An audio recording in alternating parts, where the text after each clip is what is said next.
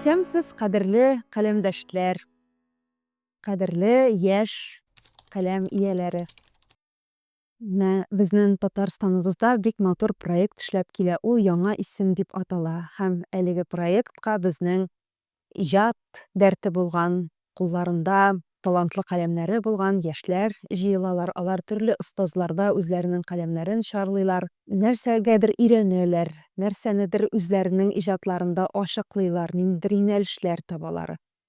Алар шушы проект кысаларында бик күп кызыклы урыннарга сәяхәт итәләр. Менә мин үзем Әтнәдә яшәп иҗат иткән язучы буларак, әлеге проектта катнашучыларның, остазларның Әтнә якларына да кайтып, аның легендалары, аның тарихы, истәлекле урыннары белән танышуы да безнең әтнәлеләр өчен дә, яшь каләм ияләре өчен дә чыннан да истә кала торган күңелле вакыйгаларның берсе булды. Миңа инде быел яңа исем проектында остаз булу бәхете дә елмайды. Әле мин үземне яшь язучылар рәтендә санап йөри идем. Үзем әле олпат язучыларның шәкерте дип санап йөргән бер мизгелдә үземә дә остаз булырга туры килде. Һәм миңа, минем төркемгә билгеләнгән яшь каләмчеләрнең мин танышканнан соң инде үз өлкәләрендә шактый гына зур уңышка ирешкән, дөньяны, җәмгыятьне, кешеләрне шактый күп танып белгән һәм иҗатларында да нәкъ менә шушы киң кырлылык, фәлсәфә, киң офыклар чагылган шундый каләм ияләре булуы ачыкланды. Мин инде аларга артык остаз булдым дип әйтә алмыйм, әмма күңелемдә булган ниндидер теләк-тәкъдимнәрне, ниндидер идеяләрне аларга бирә алган булсам, бәлки уңайсызланыбрак, тыйнакланыбрак торган, кыюсызланыбрак торган яшь каләм ияләрен яңа иҗатка, дөньяга үз әсәрләремне чыгаруга этәрә алган булсам, мин бик бәхетле булыр идем. Һәм менә шушы яшь каләм ияләре белән аралашудан туган минем кайбер фикерләрем бар. Әлеге фикерләр шулай ук әле башлап кына яза башлаган яшьләр өчен файдалы булыр дип уйлыйм. Һәм менә шушы фикерләремне әйтәсем килә. Минем инде әлбәттә бүгенге көндә каләмгә тотынган, әдәбиятка үзенең адымнарын атларга теләгән яшьләргә минем иң зур теләгем: сез языгыз. Язудан беркайчан да туктамагыз. Ул булырга мөмкин әдәби әсәр, ул булырга мөмкин синең шәхси көндәлекләрең, кемнәргәдер хатларың, ул җибәрелми калырга да мөмкин. Әмма сез языгыз, язудан туктамагыз. Менә каләм яза-яза шомара. Син күбрәк язган саен, синең каләмең дә шомара, синең идеяләрең дә күбәя, синең язарга теләгең дә арта. Һәм минем инде яшьләргә, менә үземнең дә шәкертләремә гел әйтә килдем мин бу әйберне. Төрле жанрларда язып карагыз, төрле темаларга. Чөнки кайвакытта әле яшь иҗатчының әсәрләрен кулыңа алып карасаң, аның иҗатында темалардан ул табигать, туган як, әти-әни темасы күп урынны алып тора. Аның потенциалы дип әйтим инде, аның куәте башка зуррак, колачлырак темаларны да алырга аның илһамы да, таланты да җитәрлек була. Һәм мин әйтәм, үзеңне сынап кара, фәлсәфи темаларга язып кара, үзеңнең гражданлык позицияңне күрсәтеп кара, дөньяда булган вакыйгаларга мөнәсәбәтеңне күрсәтеп кара. Төрле жанрларда язып кара. Син шигъриятне дә колачлап кара, прозага да кереп чык, драматургиядә дә көчеңне сынап кара. Чөнки кеше яза-яза суга кермичә йөзәргә өйрәнеп булмаган кебек, син билгеле бер жанрда язып карамыйча, син үзеңнең сәләтеңне, үзеңнең мөмкинлекләреңне белми дә яшәргә мөмкинсең. Минем инде яшьләргә әйтәсем килә. Менә сез яшәгән чорны, сез белгән проблемаларны, сез бүгенге көндә аралашкан кешеләрне сездән башка, сездән күбрәк берәү дә белми. Мәсәлән, без 90-нчы еллар буыны. Без дөньяга башка күзлектән карыйбыз. Сез бүгенге заманга башка күзлектән карыйсыз. Бу заман сезнең заманыгыз һәм аны сез иң яхшы аңлаучылар. Һәм менә шул турыда языгыз. Сез үзегезнең яшәгән заманның, яшәгән елларыгызның елъязмасын языгыз дип әйтәм мин. һәм сезнең проблемаларны, сезне борчыган мәсьәләләрне сездән башка, сездән дә күбрәк башка берәү дә аңламаячак. Менә шул турыда языгыз дип минем сезгә киңәш бирәсем килә. Һәм инде әлбәттә язырга, язырга, язырга һәм укырга, укырга, укырга. Сыйфатлы әдәбиятны күп укырга кирәк. Ул булсын татар әдәбияты, булсын рус әдәбияты, булсын чит ил әдәбияты. Уку ул сезнең офыкларыгызны киңәйтә, ул сезне яңа төсмерләр белән баета. Мин бигрәк тә татар әдәбиятыннан Марсель Галиев кебек безнең шуның хәтле татар теленең иң бай нәкышләрен, төсмерләрен кулланып язган шундый олпат язучыларны укырга тәкъдим итәм. Алар сезнең телегезне баетачак. Алар сезнең иҗатыгызга үзенең шифалы сулышын өрәчәк. Һәм әлбәттә инде заманча әсәрләрне дә укырга кирәк. Чөнки заман әдәбиятының кая таба барганын, нинди юнәлештә барганын, нинди формаларга мөрәҗәгать иткәнен һәм укучы тарафыннан заманча әдәбиятның нишләп нәкъ менә шушы әсәр популяр. Нишләп нәкъ менә шушы әсәр укучыда шундый көчле реакция тудырды. Һәм менә шушы сорауларга да сез шушы әсәрләрне укыганнан соң җавап табачаксыз. Һәм сезнең әсәрләрегезнең дә инде юнәлеше билгеле булачак. Аһа, менә болайрак язарга кирәк икән, болайрак язсаң, ул әсәрләр сыйфатлырак та була, укучы тарафыннан да үз урынын табачак. Менә шундый фикерләргә килерсез дип уйлыйм. Һәм инде менә шигырь язганда да аның шигырь техникасын үстерү дигән әйбер бар. Синең ритмны саклау, рифмны саклау, ниндидер шундый шигырь язу үзенчәлекләренең серләренә төшенгәндә, әлбәттә инде аның төрле ысуллары бар. Бигрәк тә менә безгә олпат язучылар әйтә иде, тәрҗемә эше белән шөгыльләнегез. Тәрҗемә эше белән шөгыльләнү ул синең менә шигырь техникасын баета, синең телнең төрле төсмерләргә бай сүзләрен сайлап алу, ниндидер аның үзенчәлекләренә мөрәҗәгать итү кебек менә сине баета торган эш дип. Гәрчә мин тәрҗемә эшен яратмыйм. Чөнки беркайчан әле моңа хәтле прозаны да тәрҗемә иткәнем булды, шигъриятне дә. Мин әлегә кадәр үземнең шушы тәрҗемә эшләрем белән тулысынча канәгать була алганым юк. Чөнки ул тәрҗемә шулай ук зур көч, талант сорый торган эшләрнең берсе. Әмма мин сезгә бу эш белән үзегезне үстерер өчен шөгыльләнергә тәкъдим итәм.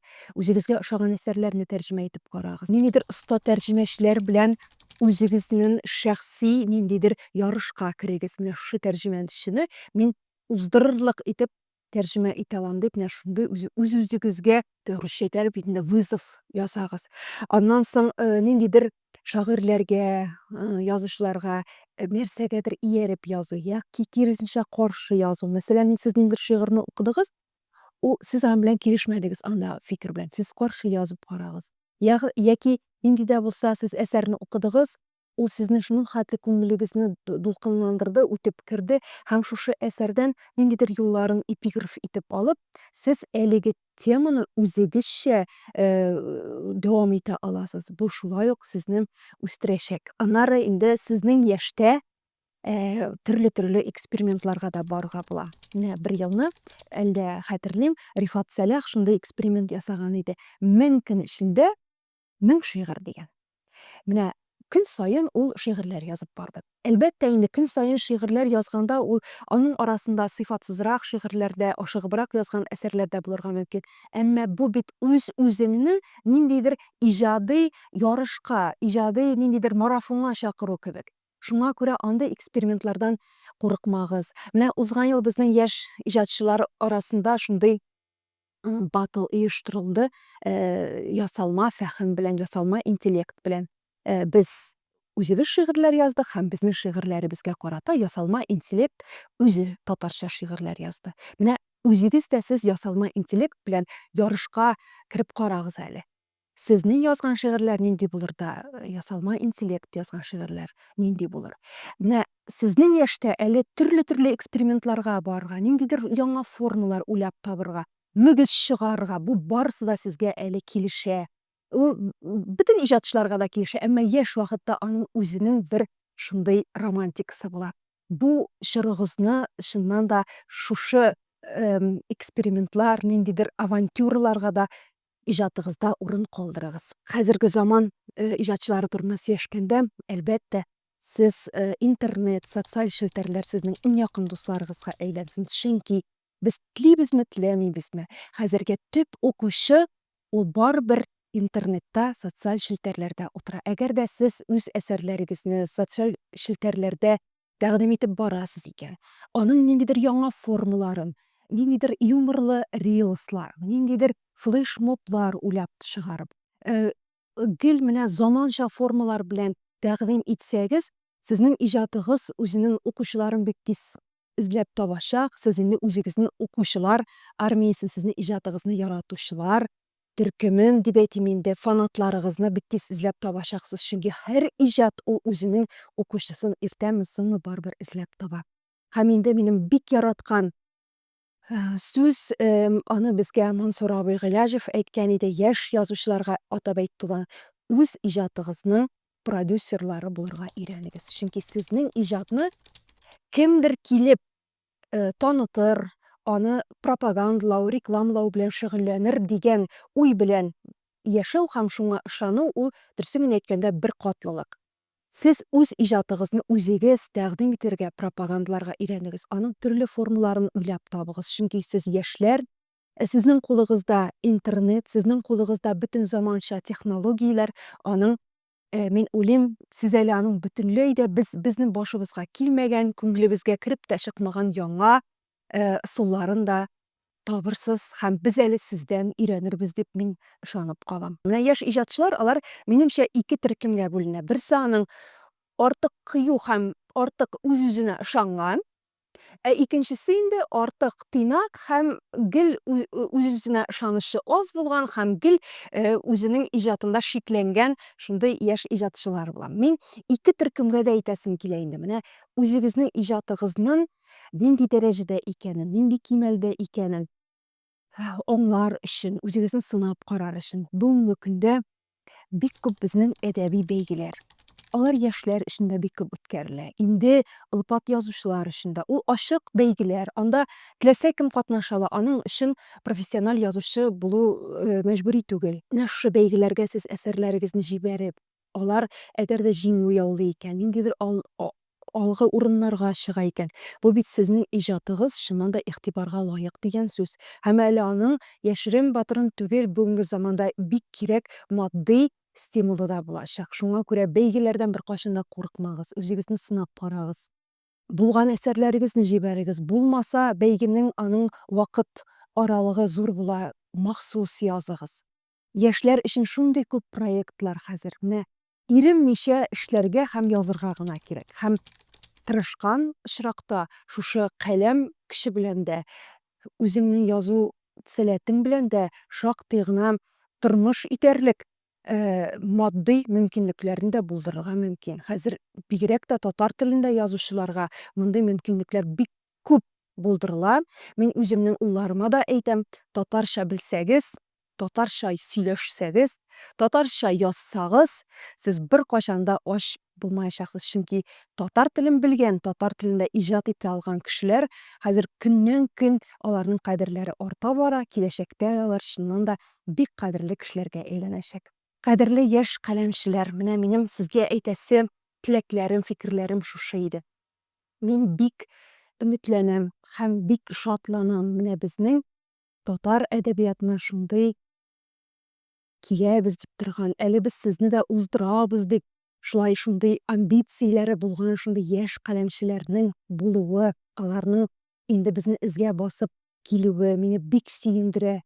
Чөнки без бит инде күпмедер дәрәҗәдә кайвакытта төшенкелеккә дә бирелеп китәбез. Әмма шушы яңа исем проектындагы шушы шәкертләрне күргәч, аларның күзләрендә шундый иҗат дәртенең янып торганын күргәч, алар дөньяга шуның хәтле ачык булганлыкларын күргәннән соң, минем күңелемдә чыннан да өмет уты яңадан дөрләп кабынып китте. Без бик өметләнеп сезне әдәби мәйданнарда көтәбез. Без сезнең белән хәтта әдәби мәйданнарда көч сынашырга әзер. Килегез, без сезне бик яратабыз. Әгәр дә инде сезнең шәхси ниндидер сорауларыгыз, тәкъдимнәрегез, ниндидер фикер алышасыларыгыз килсә, без һәрвакыт сезнең өчен ачык. Рәхим итегез, без сезне бик яратабыз. Уңышлар сезгә!